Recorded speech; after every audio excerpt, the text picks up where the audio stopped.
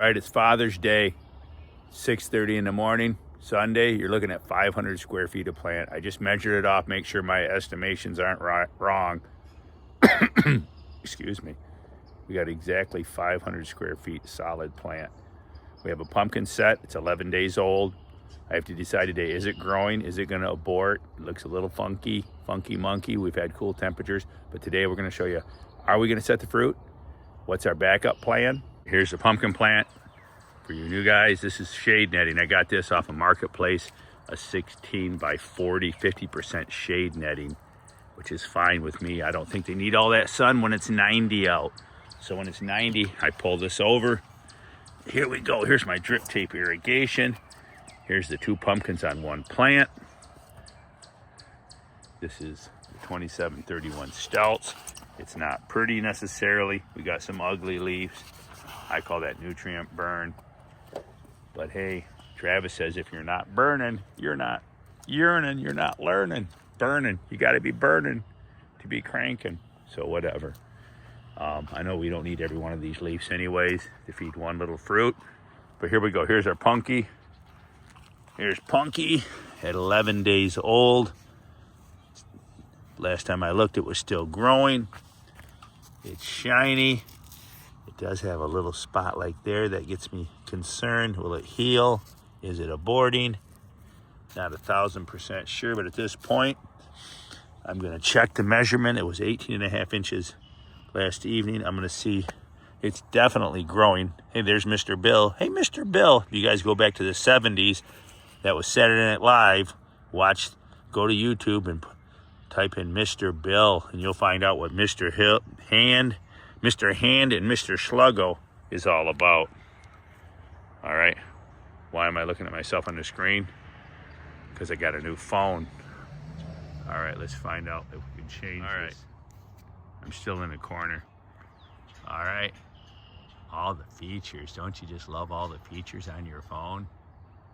I guess we'll make this video with the dual exposure. Here we go. We're looking at the pumpkin plant. 500 square feet. Here's the pumpkin set out here. I deadheaded it early on. I had some kind of funky stuff going on here. I had a second pumpkin here. I decided, maybe stupidly, I cut it off, went with this pumpkin.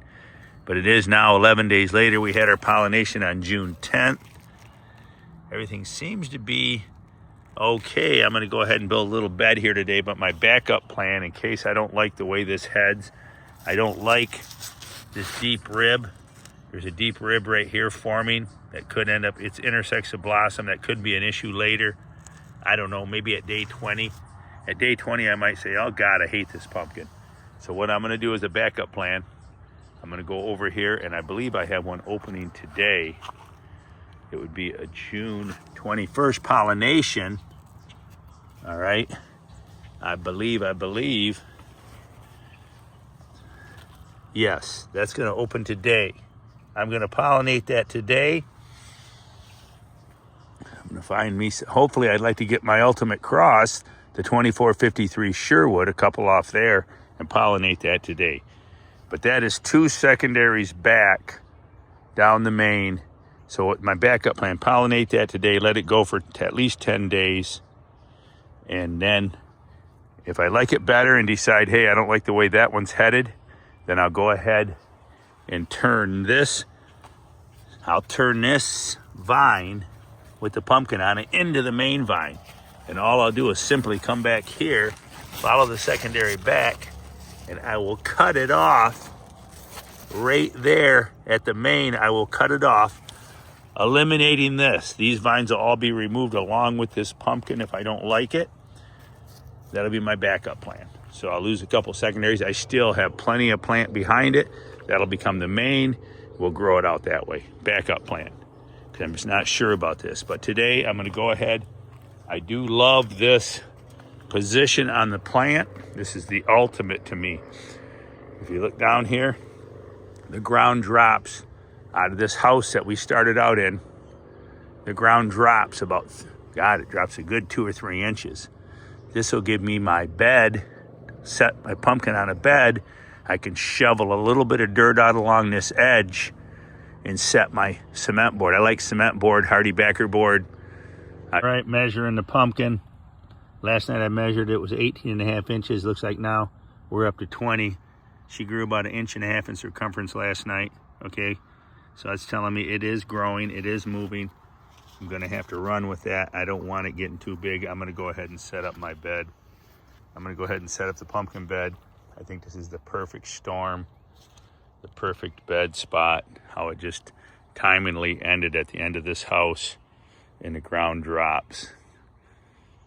I love it. All right, time to build a house. Time to build a bed. Time to build a house. Time to build the bed. Decided whether did I want to bring this ground up or did I want to dig this out a little bit.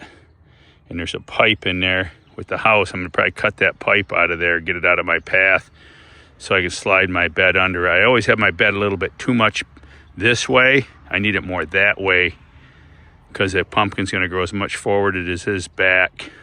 I'm not worried about, I got a little curve in the vine there. They talk about the curve, but typically the curve goes the other way. This is just, I will slide the pumpkin back when needed. Out here it will not be a problem. I can drive a post back here, a couple T-posts, put a come along.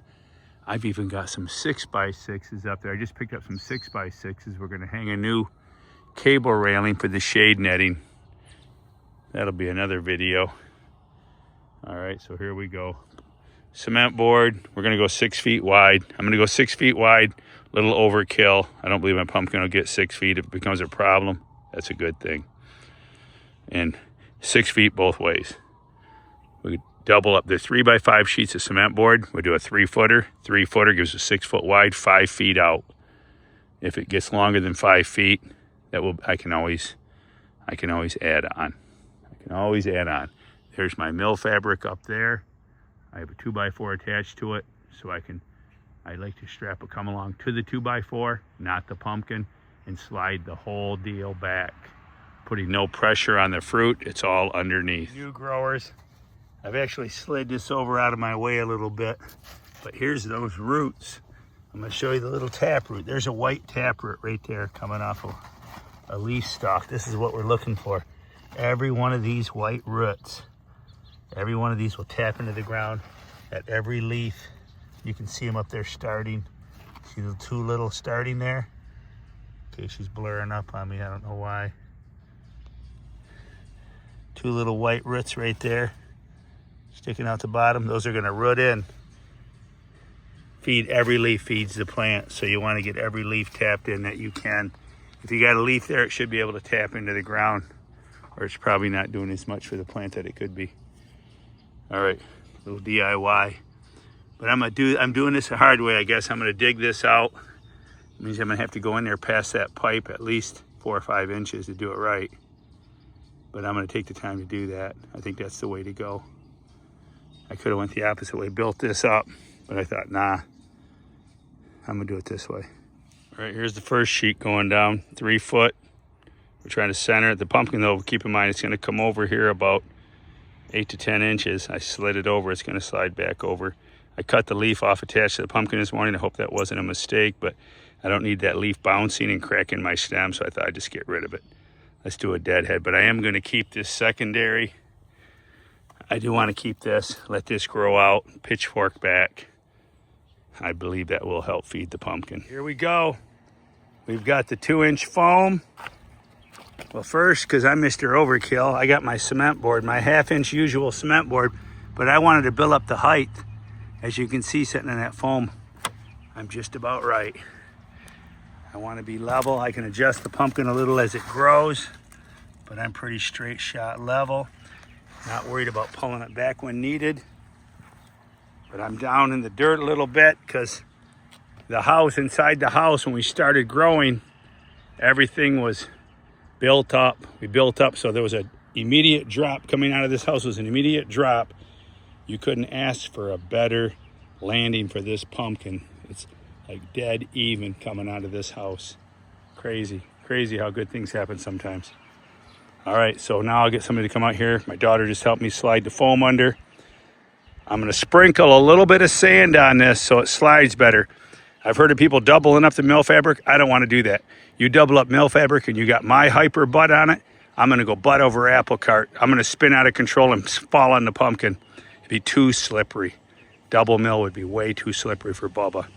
So we're gonna stick with just this right here is fine. Plus, I don't have the additional mill fabric to do all of that. These people sell this mill fabric like it's gold plated. Yes, it's quite costly. Later, I will strap 2 2x4s to the back of this. I took them off because I had it turned the other way. And I will attach the come along to the 2x4s and pull the mill fabric, not strapping to the pumpkin like some of my old videos. We actually put the strap around the pumpkin and pulled the pumpkin back. All right, now some people say pull it forward.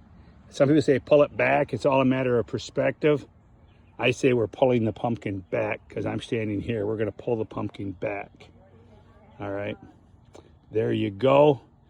So not to confuse anybody with the game of words. This is very careful. You got to be careful not stepping on this. You go fly, you make that pumpkin go flying and it'll be banana peeled. You can't let the kids run around out here.